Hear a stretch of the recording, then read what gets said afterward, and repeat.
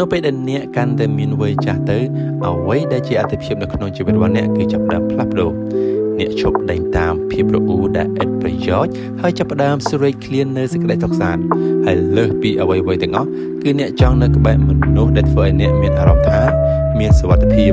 ចង់នៅក្បែរមនុស្សដែលនាំមកនូវភាពស្ងប់សុខជំនួសឲ្យនូវភាពវឹកវរចង់នៅក្បែរមនុស្សដែលផ្ដល់នូវកម្លាំងចិត្តដល់ផ្លូវចិត្តរបស់អ្នកមិនមែនផ្ដល់នូវភាពតានតឹងសម្រាប់ជីវិតប្រចាំថ្ងៃរបស់អ្នកនោះឡើយ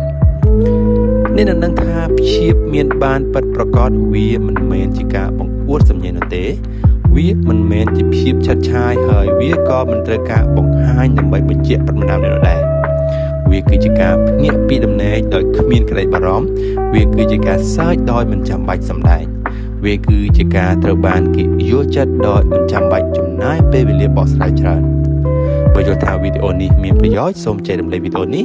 ទៅកាន់មនុស្សជុំវិញខ្លួនរបស់អ្នកសូមអរគុណជួបគ្នានៅវីដេអូក្រោយ